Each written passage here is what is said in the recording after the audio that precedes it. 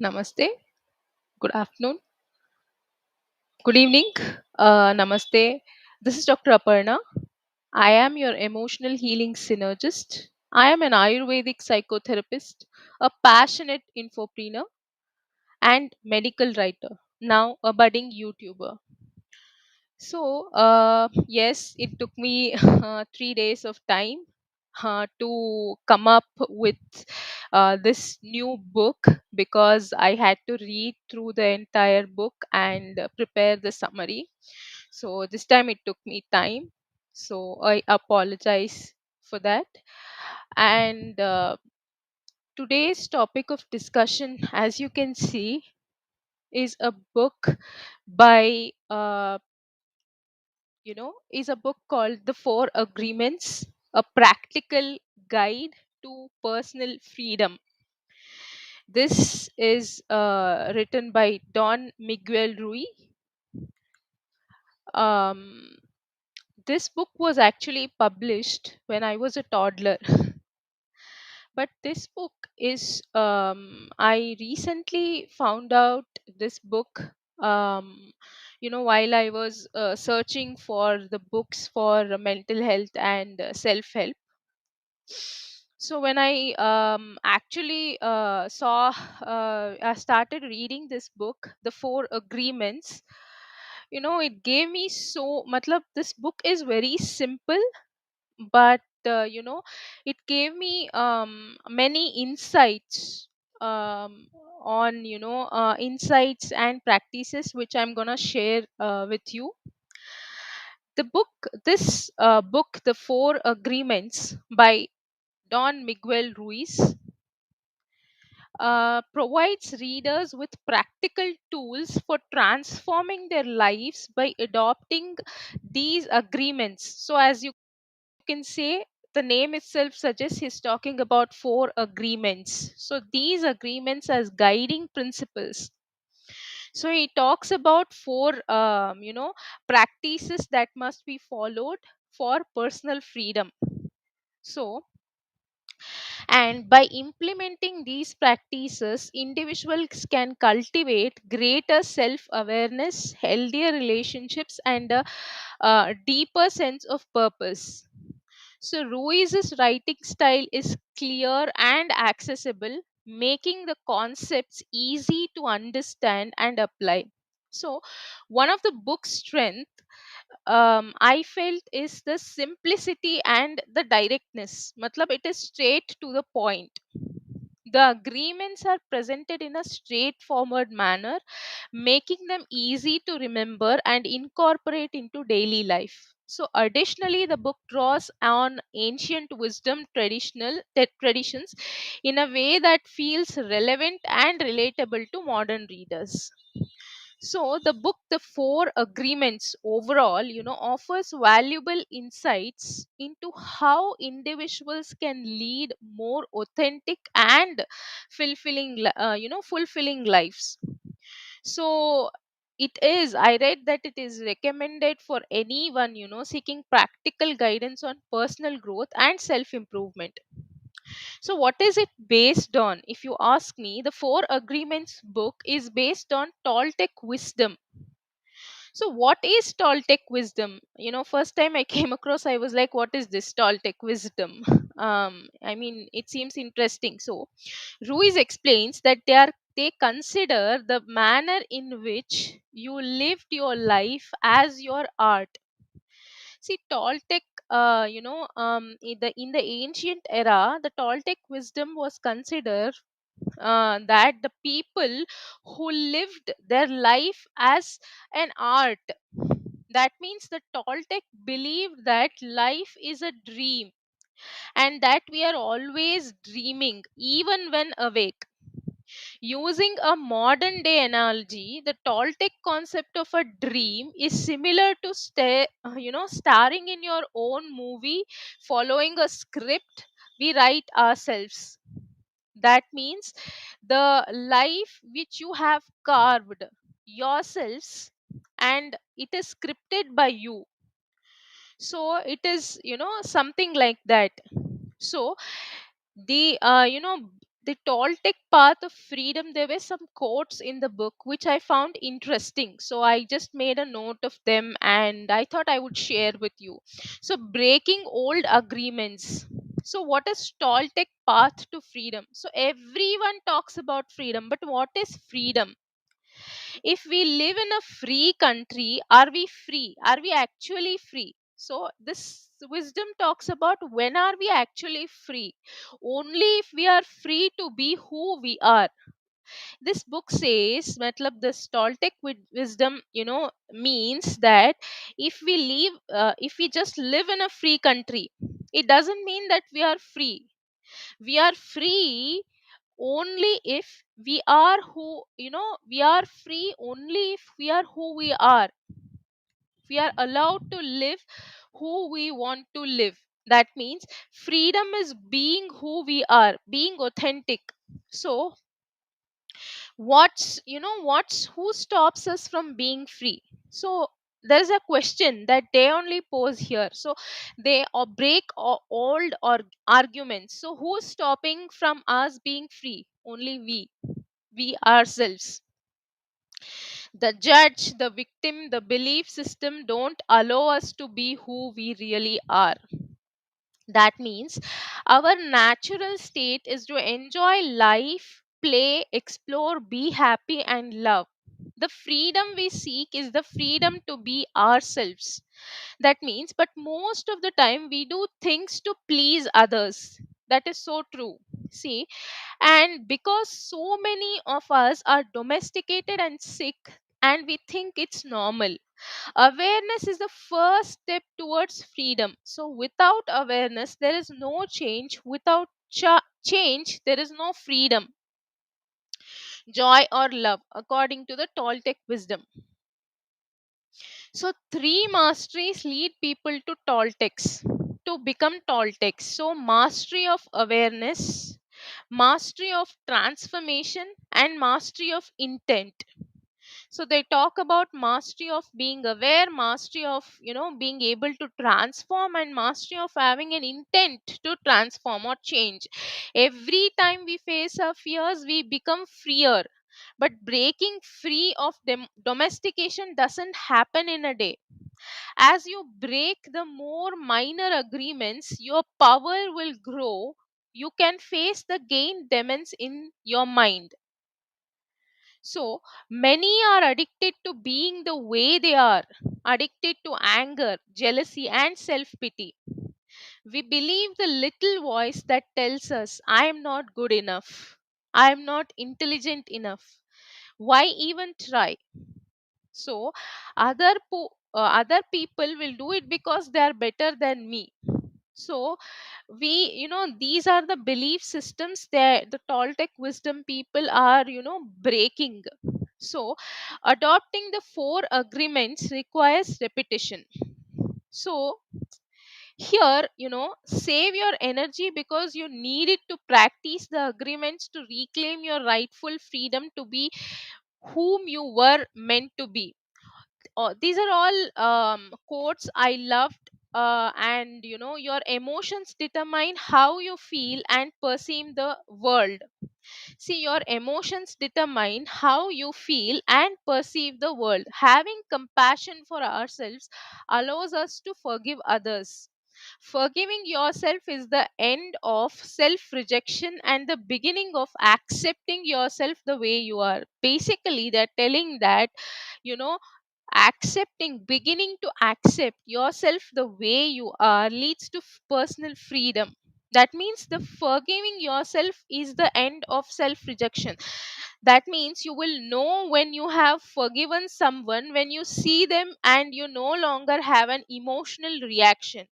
See, losing control causes us to repress emotions. A victim represses, a warrior refrains. So, death teaches us how to live. When somebody is, nearer to death, they feel like, they keep regretting that we could have lived this way, we could have lived that way, we didn't do this, we didn't get to do that, you know we refrained from doing this, we refrained from achieving this. However, They are telling that death teaches us how to live, actually.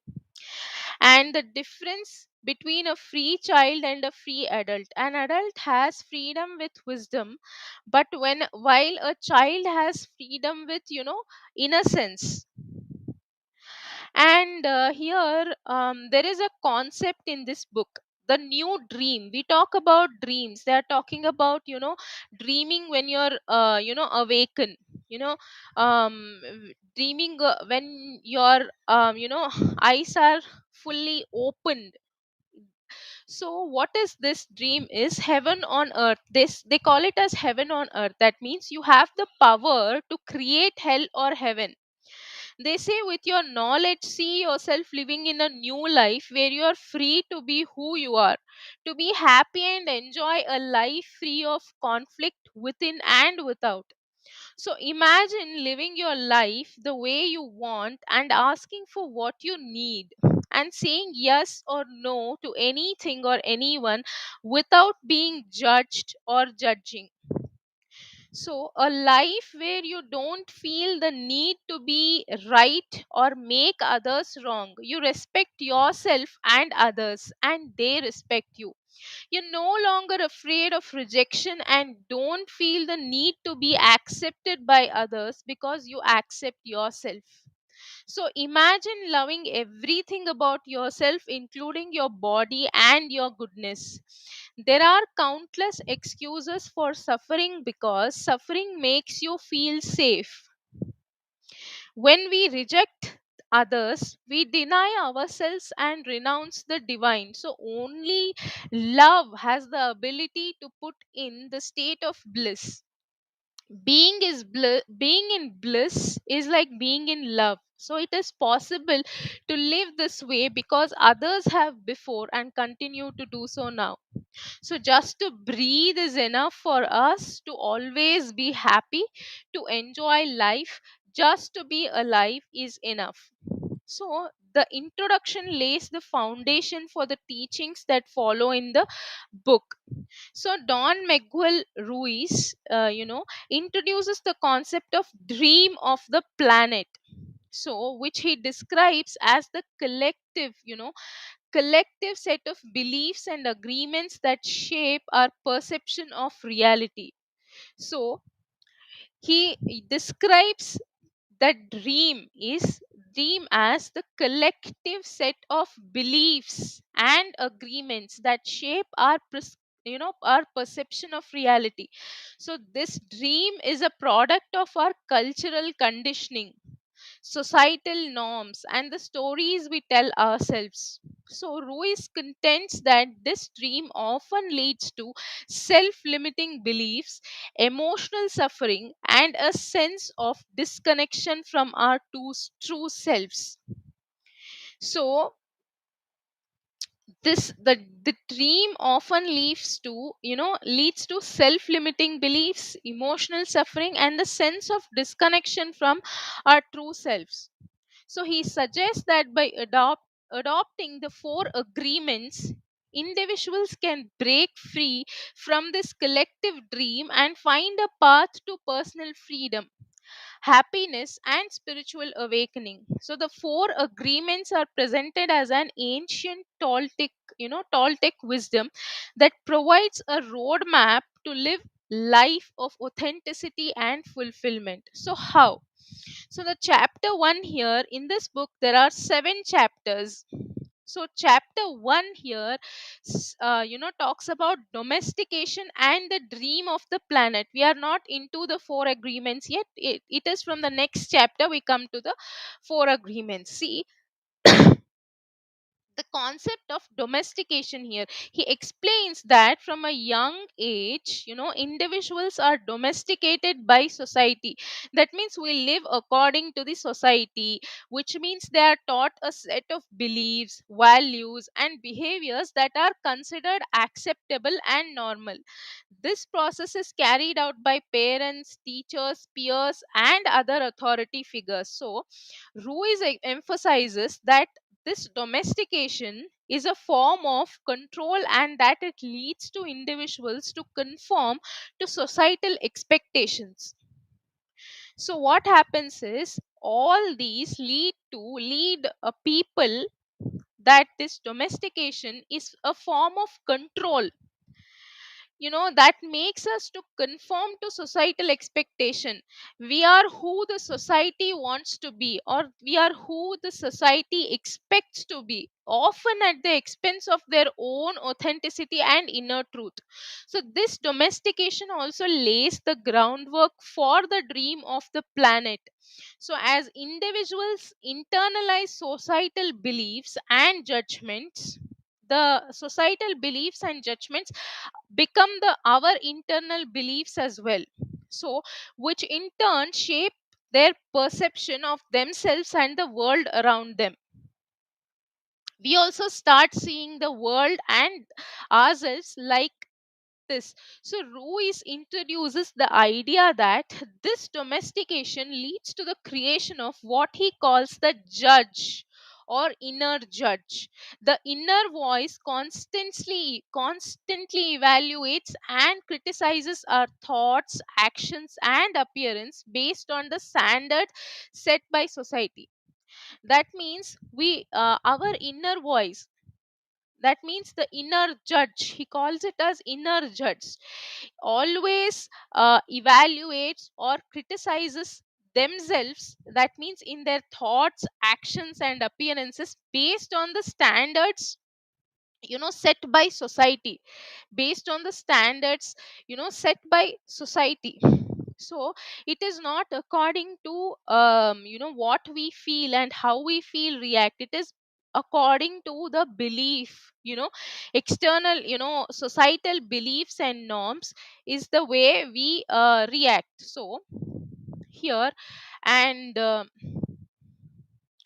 one thing is, by becoming, so what happens is by becoming aware of this domestication and influence of the dream of the planet, individuals can begin to free themselves of these limiting beliefs and judgments.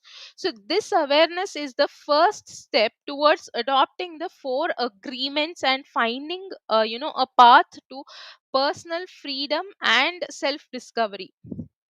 So what happens is, he talks about awareness here.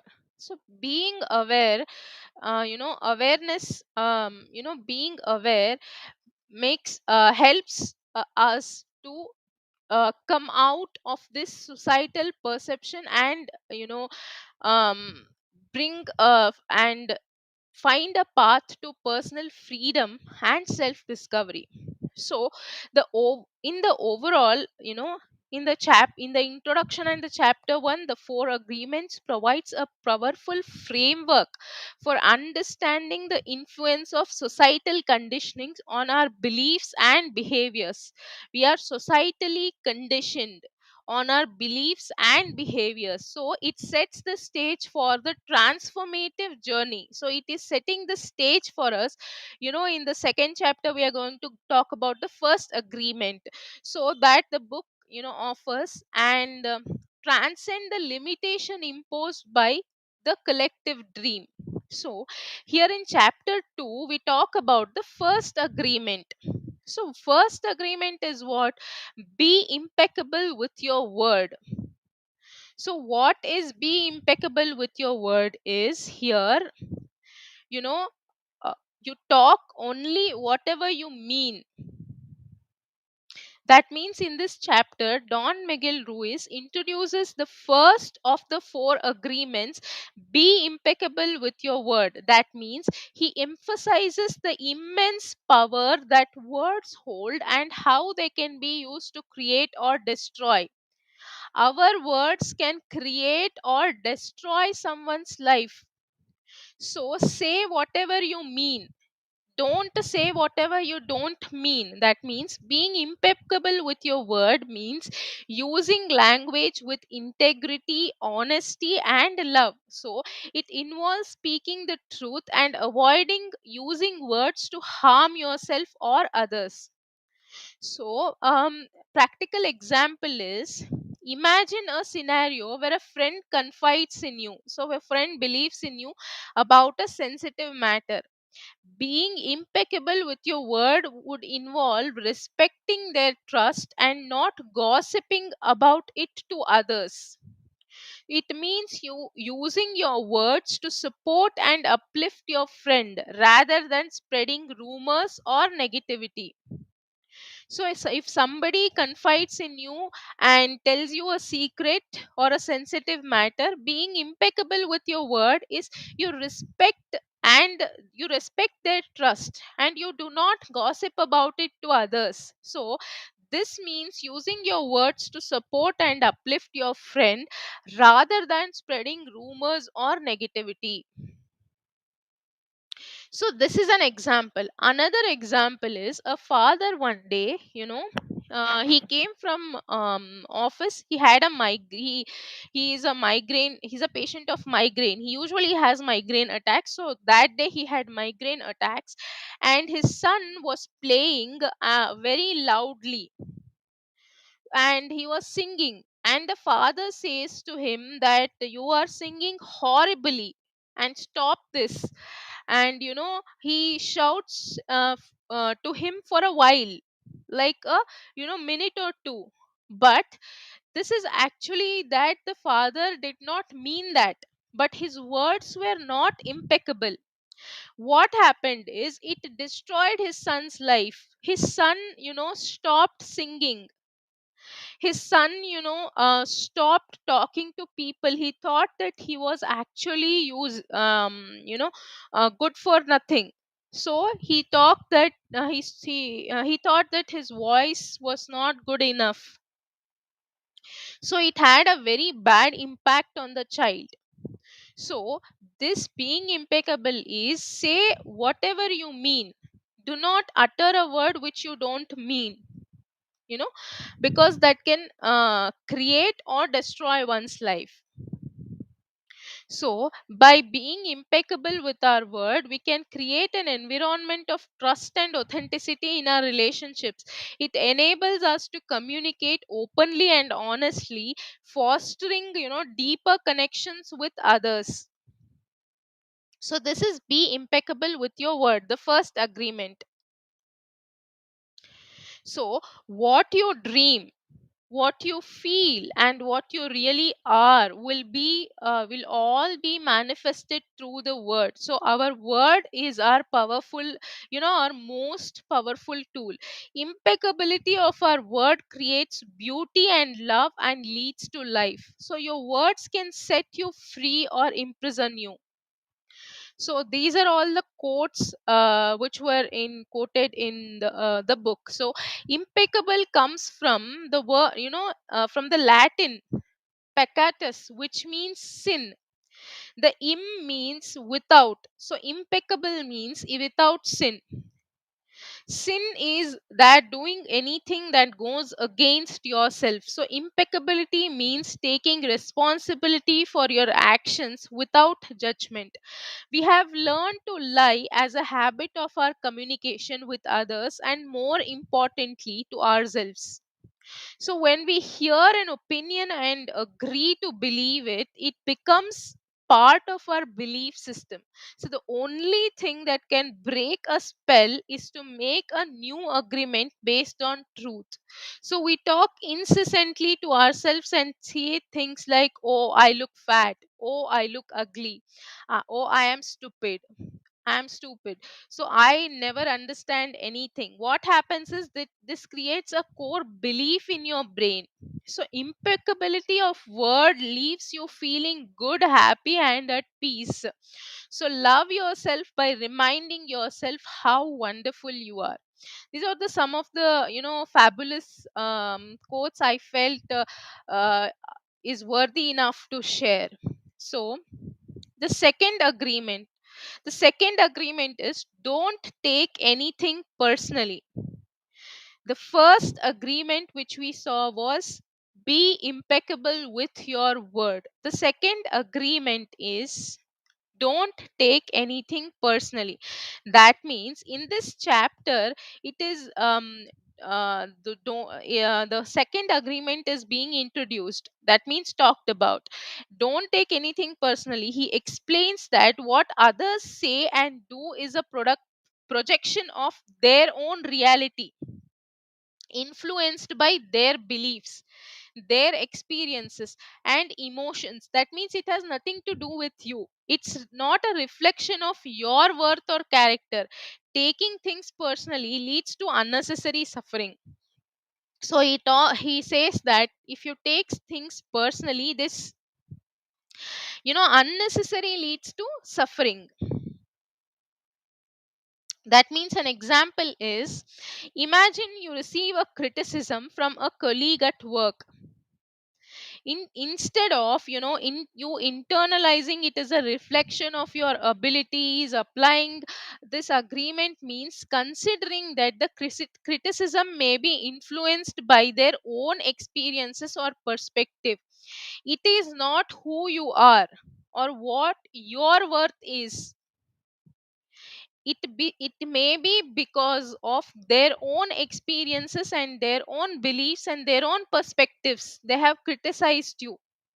So instead of thinking I'm worthy of nothing, I can't do anything, I can't achieve anything, instead of thinking like this, think like this: this is their opinion of me, not my worth or my character about me. So it allows you to respond with objectivity and without allowing it to affect your self esteem. Don't take it to your self esteem. If someone is criticizing you or telling bad of you, instead of being defensive, if you take it, if you follow the second agreement, that is, don't take anything personally, then you will not take it to your self esteem, and you will not be defensive, and it also allows you to respond with objectivity and without allowing it to affect your self esteem. So not taking things personally liberates us from the burden of constantly seeking validation from others. In this 21st century, though this book is published years and years ago in 1997, this book, this holds, this is still valid in today's times more, because we hear people nowadays are seeking for constant validation from others. So, if you don't take things personally, it just liberates you from the burden of constantly seeking validation from others. It fosters emotional resilience and allows us to maintain inner peace, even if in the face of criticism or negativity. So, in this chapter, we have some amazing quotes. The second agreement, that is, don't take anything personally. Taking things personally is selfish because we assume everything is about me. Sometimes we all do that. We take things personally. People do things because of themselves, not because of you. So, believing people who say negative things opens you to being victimized. So, taking things personally, what will happen? It leads to defensiveness, it leads to conflicts and making others wrong so you can be right. So, what happens is we instantly jump into the face of defensiveness. No, no, no, no, I'm not that. No, no, no, this is not this. So, what happens is there are conflicts. So we get mad when we are afraid. So when you love yourself, you love everything around you. Don't take anything personally. If even if someone says something positive, so he says that even if somebody is praising you or says something positive about you, don't take that also very much personally. you know that will make you easy. If somebody says something negative to you, then you don't take that also personally. This is a practice of not taking anything personally. It is not selective, it cannot be selective, that I will only take positive things personally, and I will not take negative things personally. They are talking about don't take either positive or negative personally. So if someone says how wonderful you are, they're not saying it because of you. You already know how lovely you are. You don't need or you don't seek someone else's validation. That is what is being told. That means if someone says how wonderful you are, they're not saying it because of you. You already know how lovely you are. So if someone says how, how ugly you are, it is also not because they are saying it to you. You already know how lovely you are. So your opinions about yourselves are not necessarily accurate. So don't take what your mind says personally also. So only by understanding, your inner agreements, only by understanding your inner agreements, you can make order out of the chaos. So humans are addicted to suffering. This book quotes, if you have the need to be abused, you will find it easy to be abused by others. So likewise, if you are with people who need to suffer, something in your makes you abuse them. So people lie to themselves because they're afraid. So don't expect them to be truthful to you. This is just saying that don't take anything personally. So, and don't seek constant social validation from others. If others say one thing but do another, you are lying to yourself if you don't listen to their actions. So taking nothing personally affords you freedom. So if you agree to take nothing personally, you can go anywhere with your heart open without fear of getting hurt. Without fear of getting hurt. So you will not have, if you don't take anything personally, you will, your fear of constantly getting hurt will not be there. You will be free of fear of getting hurt.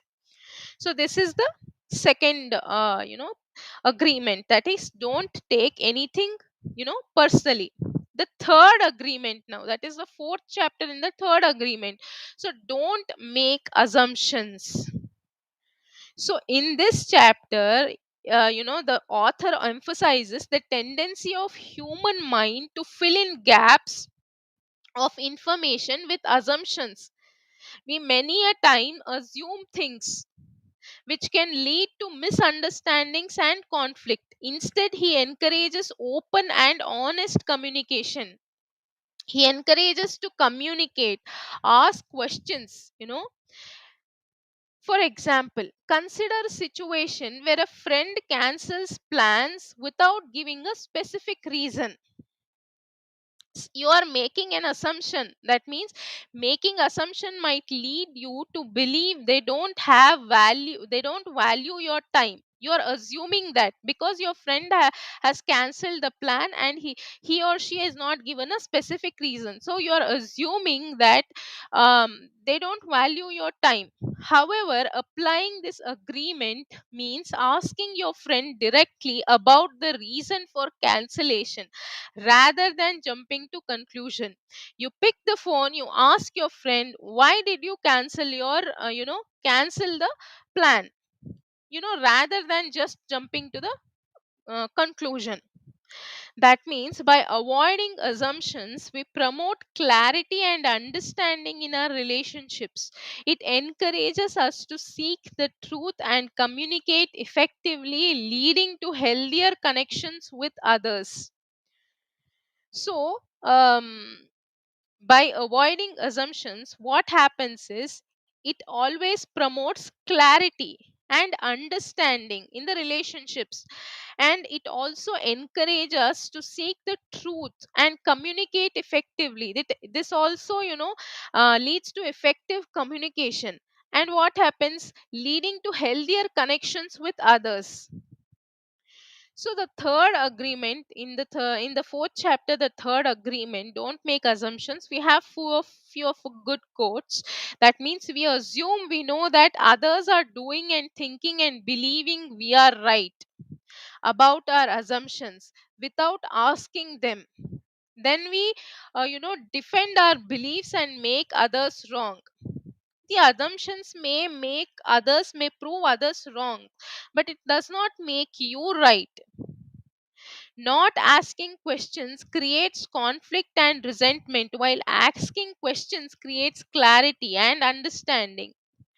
So we only see, what we want to see sometimes, and what we want to hear. We hear only what we want to hear sometimes. So it is not important if the answer is correct. Just the answer itself makes us feel safe. So we have agreed that asking questions is unsafe. If others love us, they should know how we feel. So we always feel, people always feel that, asking questions is usually, unsafe.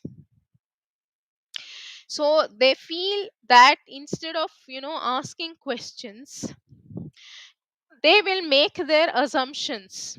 So what happens is, when they make their assumptions, they are far from the reality. So, and here we assume we are right about what we believe and will defend our position to the point of destroying relationships. So we assume that others think, the way we think, feel the way we feel, judge the way we judge, and abuse the way we abuse. This is why we fear being ourselves. We think others will judge us as we judge them and ourselves. We think our love will change others, but others only change if they want to, not because of our love. So, when we like someone, we see what we want to see and ignore the red flags.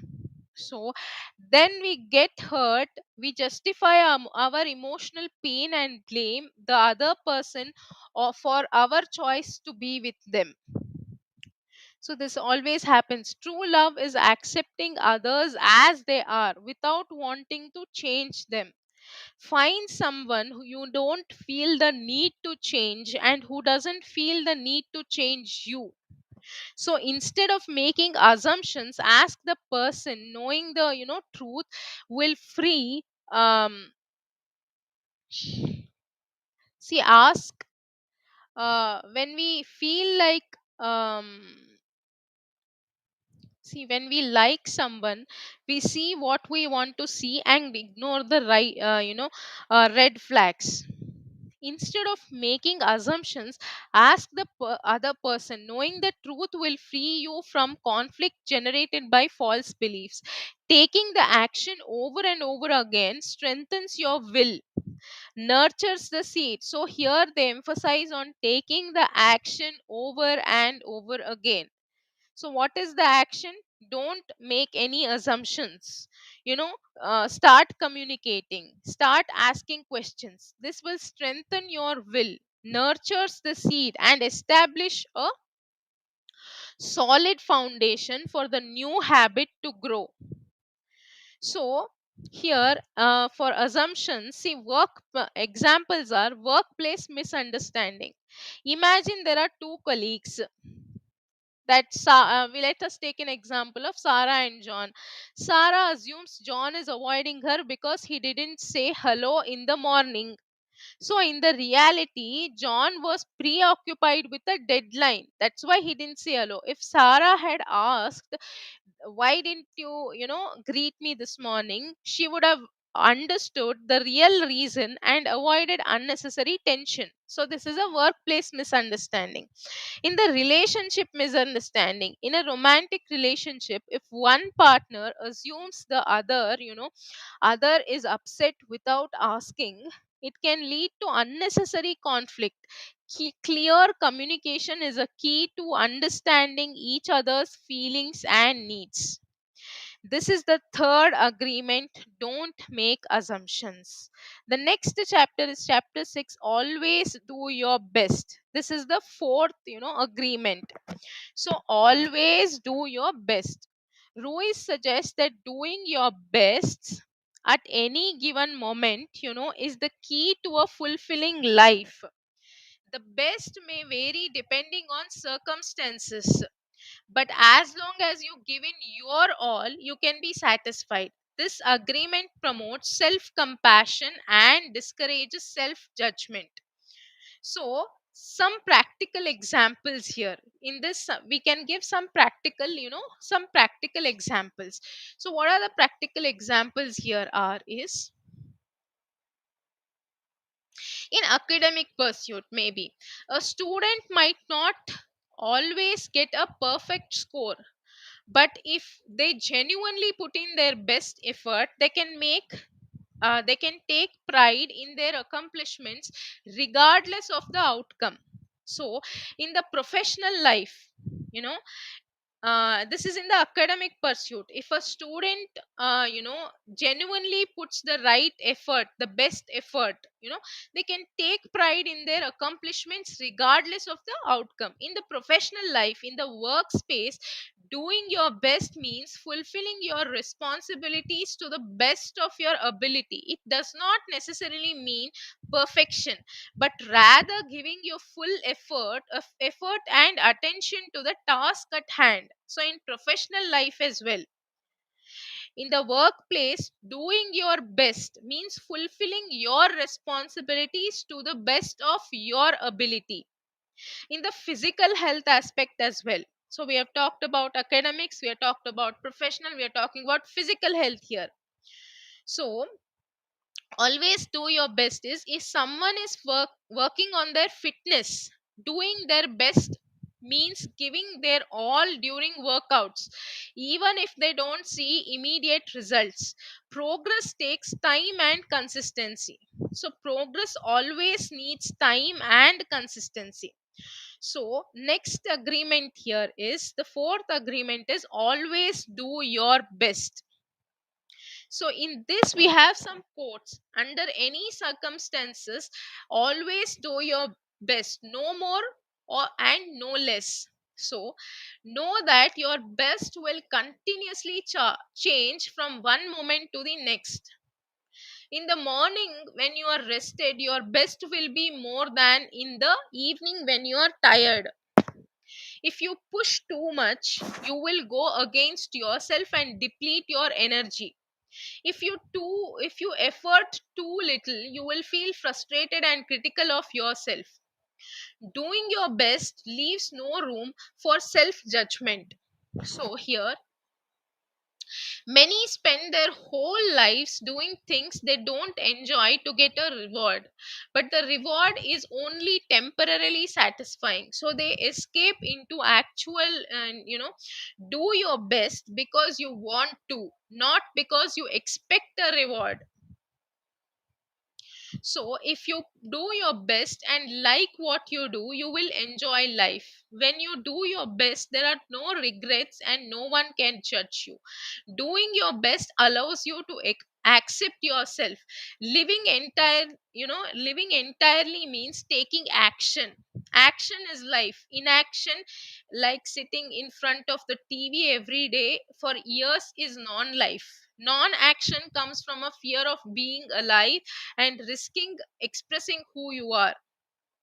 So taking action is being alive. It's taking the risk to go out and express your dream. So you were born with the right to be happy. You were born with the right to love, to enjoy, and to share your love. Not doing your best denies you the right to be you. Divinity is expressed through you by being alive and loving yourself and others. The first three agreements depend on you doing your best. So if you do your best in search for personal freedom, in search of self love, you will discover that just a matter of time before you find what you are looking for. So you have the knowledge and you know what to do. You need to do it. So using every power you have to keep the four agreements is worth it. So for they will transform your life. So repetition is the source of all learning. you know you will fall you will fall again and again, just like the author. But each time you start anew, practicing the four agreements gets more manageable and more accessible. So, here the summary of the agreements are: Be impeccable with your word. The four agreements: don't take anything personally, don't make assumptions, and always do your best.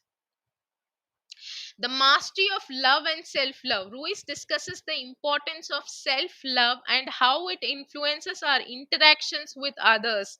He highlights that we love and accept ourselves, we are better able to love and accept others without judgment. So here we also talked about, I also spoke about breaking old agreements of the Toltec wisdom in this book. So Ruiz acknowledges that adopting these agreements requires efforts as they challenge deeply ingrained societal and cultural beliefs. He encourages readers to be patient with themselves and persist in practicing the agreements. So the conclusion is to reinforce the transformative potential of the four agreements. What happens, it encourages us to apply, leading to a greater fulfillment, love, and personal freedom.